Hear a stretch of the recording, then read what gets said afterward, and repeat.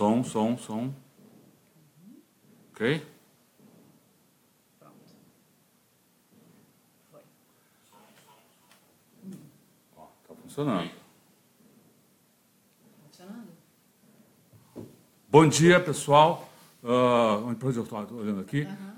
A gente entra agora com uma edição extra do Tutameia para contar sobre um atentado ocorrido na madrugada de hoje contra o acampamento Marisa Letícia, em Curitiba, onde estão dormindo as pessoas que participam da vigília Lula Livre. Ela é a Eleonora. Ele é o Rodolfo.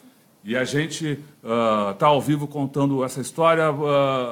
Você quer contar os fatos imediatos? Pode falar. Bom, pode falar aí. Então, o que a gente sabe... Bom, a gente conversou...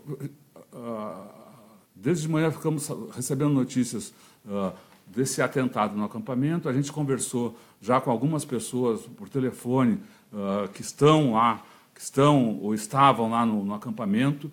Então, o relato que a gente tem dessas pessoas é o seguinte: durante a madrugada, por volta das 4 horas, carros, não sabe exatamente o número de carros, circularam ali em volta do acampamento, dando gritos e lançando ofensas contra as pessoas que estavam no acampamento Marisa Letícia. E, num determinado momento, uma pessoa, um homem, até agora não identificado pelo que a gente sabe, um homem saiu do carro, desceu do carro, então ele ficou, enfim, a pé, e disparou vários tiros de pistola, de revólver, enfim, arma de mão.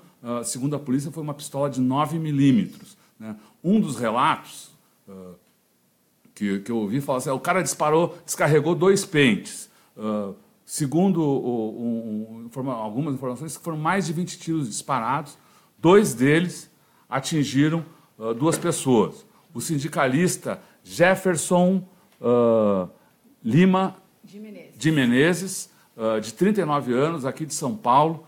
Ele foi atingido com um tiro no pescoço, foi levado em estado muito grave para o hospital. Ele está agora na UTI, está entubado. Hospital do Trabalhador. Na UTI do Hospital do Trabalhador. Uma moça, uma senhora, também foi atingida, mas nela o ferimento foi de menos gravidade. Enfim, desde a madrugada, então, começaram a disparar informações sobre isso, né? A gente tem, não sei se vamos botar já agora, a gente tem a Gleisi Hoffmann, presidente nacional do PT. Ela é presidente nacional do PT. Ela gravou um vídeo logo no início da manhã de hoje, em que a gente vai passar daqui a alguns instantes. Vamos ver aí como é que nós estamos. Nós não estamos. A gente não está? Bom, o que mais que eu posso contar para vocês aqui? Desde assim que o povo lá, que é o mesmo número de sempre, assim que o povo ficou sabendo, fez uma manifestação. Enfim, as pessoas começaram a se reunir no início da manhã de hoje, já fizeram uma manifestação na rua, numa rua ali próximo ao acampamento, né? Fechando a rua para, enfim, manifestar o seu protesto contra isso que está acontecendo. Nesse momento, agora deve estar acontecendo em Curitiba uma reunião na Polícia Federal para discutir a situação, na Secretaria de Segurança, para discutir essa questão. Vamos mostrar agora aí o vídeo da Gleisi. Pode passar? Pode passar. Vamos lá. Acabo de receber uma notícia muito triste pelo presidente do PT do Estado do Paraná, o Dr. Rosinha. O nosso acampamento, aquele que dá sustentação à vigília democrática em solidariedade ao presidente Lula, foi atacado nesta madrugada a tiros. E uma pessoa foi atingida, um companheiro nosso aqui de São Paulo, do movimento sindical, o Jefferson, e está passando muito mal, corre risco de morte. Levou um tiro no pescoço. As pessoas que atacaram esse acampamento passaram várias vezes na frente, gritando e se manifestando de forma contrária. Mais de 20 tiros foram dados no acampamento. A situação de violência e intolerância no país está muito grave. Nós não podemos aceitar isso. Isso vem num rastro de violência que os movimentos sociais, os movimentos de esquerda têm sido vítimas desde que o golpe do impeachment aconteceu no país. Nós tivemos casos de indígenas mortos. Essa aí foi a manifestação da senadora Gleisi Hoffmann, presidente nacional do PT, sobre esse atentado ocorrido, um atentado terrorista ocorrido nessa madrugada em Curitiba. Foi a manifestação dela. A gente tem, para você ter uma ideia aí de onde é que fica, tenho aqui um mapinha, um mapa. Já colocou. Então vamos lá, aqui, essa parte cinza toda, mais cinza, é a cidade, a cidade de Curitiba, né? Aqui à esquerda você vê o bairro Santa Felicidade, que é aquele bairro famoso pelos restaurantes e coisa e tal, a Ópera de Arame aqui, e aqui nesse cantinho que está circundado em vermelho é o bairro Santa Cândida, que é onde fica a sede da Polícia Federal, onde está o presidente Lula está preso, e é onde também acontece a vigília Lula Livre, a vigília cívica Lula Livre, e o acampamento Marisa Letícia. Eu vou mostrar agora. A gente não tem, obviamente, aqui as fotos aéreas do local, mas tem mais ou menos o seguinte. Aqui, eu vou aumentar um pouco. Vamos ver se dá para...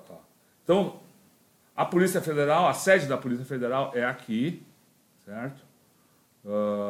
A vigília cívica, eu não tenho aqui exatamente, ela está localizada mais ou menos, está ali em frente à sede, né? Não exatamente em frente. Não é sempre em frente, mas está a uns 300 metros ali do prédio, né? Que também é o que foi acordado. E o acampamento, que também estava lá próximo, desde o dia 17, foi deslocado para um terreno baldio, acordado com as autoridades, quer dizer, foi uma movimentação negociada, e eu imagino que seja nessa região, porque foi essa rua aqui, Rua Padre João Wislinski, que foi fechada hoje de manhã, durante um tempo, né, um tempo de protesto. Agora, pelas informações que eu tenho, acho que já foi aberto, enfim, mas... Então, o acampamento deve estar, eu imagino que por aqui. Estou falando imagino porque eu não tenho a localização exata, e estou falando isso com base na informação de que a rua fechada foi essa João Wislinski, e que o acampamento está a cerca de 700 metros, né? 700, 800 metros da sede da Polícia Federal. Então, para vocês terem uma ideia da violência que atingiu lá o acampamento, eu vou mostrar uma foto forte, muito forte, que antes de...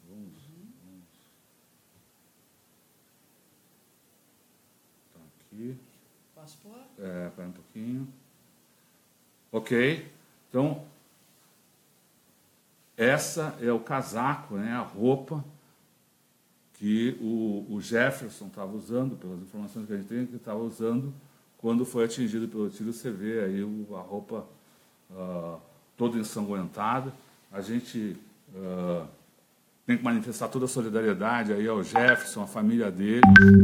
Ele é um sindicalista do ABC, que esteve na caravana do presidente Lula pelo Sul.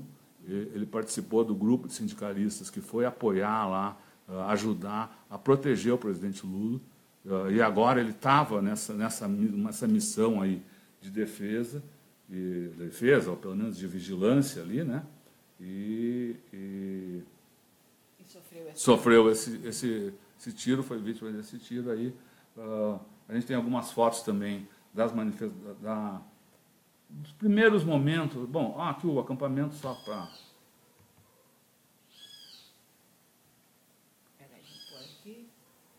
Então, o acampamento Lula Livre, o acampamento Marisa Letícia, desculpe.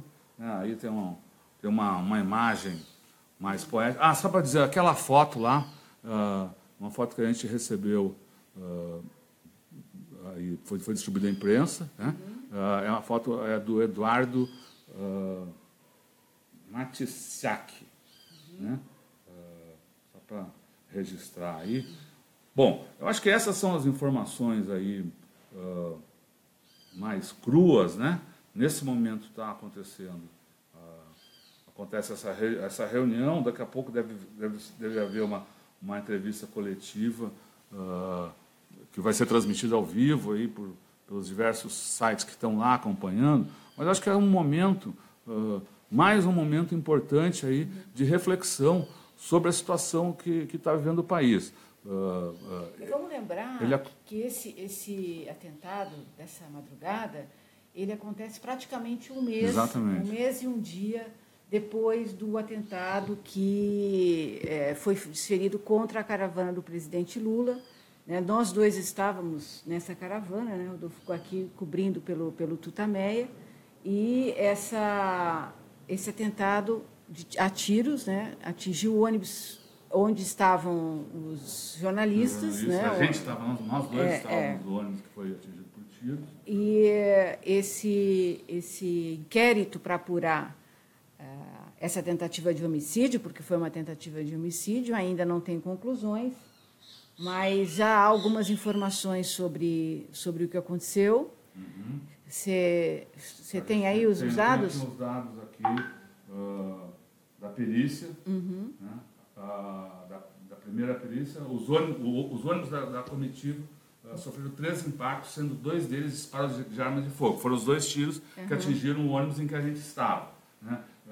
Eles foram realizados, segundo aí a perícia feita pela polícia, né, por um atirador que estaria a 18 metros à direita do veículo. Como a gente falou, tal, ele efetuou os disparos quando o ônibus já tinha passado por ele. Né? O laudo também conclui que ele estaria a uma altura de 4,36 metros acima do ônibus, um barranco na beira da estrada, e disparou. O tiro foi de uma arma de calibre 32, mais conhecida como garrucha. A perícia não informou, mas reportagem da Carta Capital. Você tem aí? Vou pôr aqui. A reportagem da Carta Capital. É um trabalho de jornalismo investigativo, né? Com base nos dados da perícia, nas informações da perícia. Os jornalistas foram mapear lá a região, né? Calcular a distância que havia sido percorrida pelo ônibus até o momento que recebeu os tiros, enfim. Fizeram uma série de cruzamentos de dados e eles concluíram o que está aqui nessa manchete. Olha aqui: tiros em caravana vieram de fazenda cujo dano mantém conflito com o MST. Bom, o título é autoexplicativo. A fazenda essa é desse senhor aqui, que está aqui de gravata amarela e camisa preta. Se chama Bonotto, Leandro Languinski Bonotto. Fazendeiro, 45 anos, e mora na cidade de Quedas do Iguaçu. A conclusão do trabalho de investigação jornalística foi de que a fazenda, foi que os tiros partiram da fazenda dele. Isso não quer dizer que ele esteja envolvido, evidentemente, né?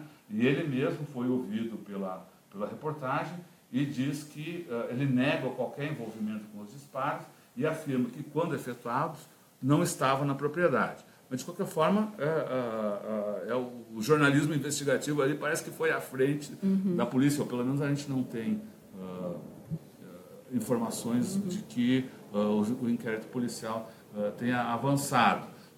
Isso aí, não digo em relação a esse trabalho da polícia, mas essa lentidão e parece até uma falta de ação aí das autoridades, né, aconteceu ao longo da caravana do presidente Lula no Sul, quando a gente esteve lá, a gente relatou isso, e vem acontecendo agora em Curitiba, porque esse é o primeiro atentado a tiros contra o pessoal que está na vigília, mas não é o primeiro caso de agressão contra os apoiadores aí da democracia, os que defendem Lula livre, né? Já ocorreram outros, houve denúncia à polícia e até agora aconteceram outros, agressões.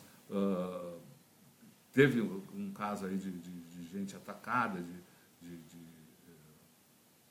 pessoas atacadas aí por esse pessoal que não se sabe exatamente o que são milícias, né? No caso lá da caravana, a gente viu muita gente usando camiseta do candidato Jair Bolsonaro. Aqui, os textos, as informações da polícia não falam disso, mas o primeiro boletim lá da vigília diz que os caras que circularam lá eram apoiadores do Jair Bolsonaro. Né? Enfim, não é uma coisa que ainda não dá para... Mas a gente trouxe de novo essas informações mais factuais aí para solidificar as análises que a gente vem fazendo sobre isso, não é? Isso, quer dizer, eu acho que no caso lá da caravana, né, e a gente viu isso no desenrolar de toda a caravana no mês de março, se tratavam de grupos organizados, né, grupos que tinham um objetivo bem claro, que era impedir o movimento da própria caravana, impedir de forma violenta, impedir, não é um simples xingamento, não é apenas uma contrariedade, uma posição que é normal numa democracia. Isso passou do limite da convivência democrática, né? Uma coisa é a pessoa discordar, e que as pessoas têm todo o direito de discordar e não gostar do Lula e atacar com palavras, enfim, mas tem que ter um limite de convivência democrática. E a gente notou durante todo esse percurso que havia grupos, né, que ultrapassavam muito essa convivência democrática, né? Atacando fisicamente com pedras, né, com ações contra os ônibus para impedir mesmo... Pessoas organizadas para impedir a movimentação, né, que poderiam ter provocado ferimentos, né, e culminou com os tiros que a gente acabou de falar, que foram dados numa região de muito confronto, muito conflito agrário, né, uma região onde há mortes de trabalhadores sem terra, de militantes, uma região bastante conflagrada, como de resto em muitos outros lugares do país. Agora nós estamos falando de Curitiba, né, nós estamos falando de uma das capitais mais importantes do país, onde esses grupos também se sentem autorizados a agir de uma maneira antidemocrática, de uma maneira criminosa. Se trata de uma tentativa de homicídio. E, mais do que passou o tempo, né, das forças democráticas que defendem, né, o debate democrático e não o crime, se unirem contra essa escalada. Está havendo uma escalada. Está havendo uma escalada de grupos que não toleram a democracia, que querem virar a mesa, né, e querem impedir que as pessoas se manifestem de uma maneira violenta e inaceitável. Quer dizer, esses tiros dessa madrugada, acho que são mais um sinal de que é preciso barrar esse avanço fascista que há no Brasil. Não se tratam de pessoas, né, que se contrariam ao pensamento da esquerda ou da direita ou de qualquer um. São pessoas criminosas. Então, as pessoas criminosas precisam ser combatidas. Né? Não, é inaceitável. Eu acho que a Polícia do Paraná também deve explicações. Né? O governo do Paraná deve explicações e deve garantir a segurança desse acampamento. Então, eu acho que é um momento sério que precisa de ação. Precisa de ação das forças democráticas em defesa da democracia. Hoje é o acampamento Lula livre, o acampamento Marisa Letícia por Lula livre. Amanhã vai ser qualquer coisa que aconteça que não esteja de acordo com o que esses grupos fascistas toleram. Então, isso não pode ser aceito. E exige uma resposta unificada das forças democráticas para barrar esse avanço. Esses atentados ocorrem exatamente no momento em que as forças democráticas estão, talvez, ganhando ainda mais força, fazendo um trabalho para se unificar. Está marcado para o dia 1º de maio, em Curitiba, uma manifestação única na história recente do país, né? Uma manifestação que encerra, que traz dentro de si o apelo da unidade, o apelo do congraçamento como jamais na história recente no país, no movimento sindical especificamente. Né?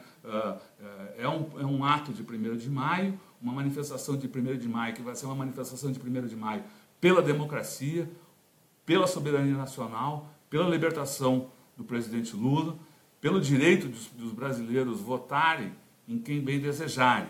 E pela primeira vez essa manifestação é organizada pelo conjunto das centrais sindicais democráticas. Né?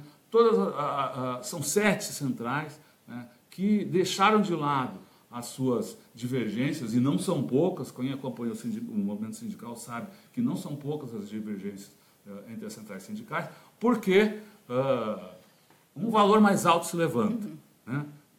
E eu acho que esse exemplo das centrais, essa movimentação, tem deixado muito nervoso o lado de lá, porque, como eu disse, é um exemplo que pode e deve se esparramar para os demais setores da sociedade, para a intelectualidade, para os partidos políticos, né?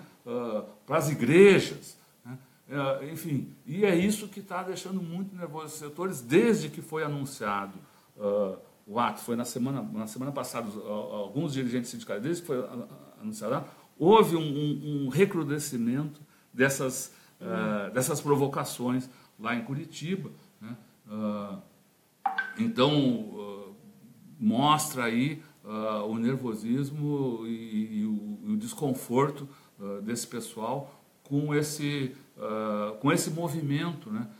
Que, como a Eleonora falou aqui, nós do Tutameia defendemos que todas as forças democráticas, todas as forças que se dizem democráticas, todas as forças que consideram que não é possível sair por aí matando gente, se unam. Né? Se unam nesse momento e vão a Curitiba para apoiar a luta pela democracia, a luta pela soberania nacional. Eu diria até que os diversos candidatos à presidência da República que queiram deixar claro o seu respeito à democracia no Brasil deveriam estar lá ao lado do presidente Lula, ao lado dos partidos, independentemente de quaisquer outras divergências que tenham. Sei lá, Ciro Gomes, o Joaquim Barbosa, a Marina, enfim, é o que eu acho. Né? Hoje, o Brasil enfrenta um inimigo, a democracia no Brasil enfrenta um inimigo que talvez hoje não seja muito poderoso, mas que é uma das maiores ameaças que o nosso futuro pode ter, o futuro dos nossos filhos, o futuro dos nossos netos. Então, é um momento aí de mais do que congraçamento, né, de unidade em defesa da democracia e de unidade em defesa da soberania nacional. É isso. É isso, né? A gente mostrando só né, não é pouco isso, e que esse ambiente ele foi permitido ocorrer exatamente por causa do golpismo. Isso. Né? A violência nos últimos 2 anos, aí, desde o golpe, cresceu, a impunidade cresceu, o surgimento dessas ações de intolerância cresceu também. O caso do Marielle, acho que é um exemplo gravíssimo disso, né? Então, e não é à toa que as manifestações, que é a palavra de ordem lá, Lula livre, Marielle viva, né? Marielle presente, né? Porque são 2 tipos de manifestação, de atentados, né? Claro, são atentados à democracia, são atentados ao futuro do Brasil. Então é isso. Quem quer defender o futuro do Brasil tem que estar aí ao lado da democracia, ao lado da soberania nacional. É isso? É isso. Bom, agradecemos aí a sua presença, a sua participação aqui nessa edição extraordinária, edição extra do Tutameia. Eu consegui ver aqui aos poucos uma participação legal aí, importante aí sua, né, que está aí mandando. Então, compartilhe aqui esse nosso trabalho e acompanhe vários a CUT está fazendo um noticiário bem atualizando o noticiário lá. Enfim, procure se informar do que está acontecendo lá, porque é muito grave o que ocorre em Curitiba agora. Tchau. Tchau.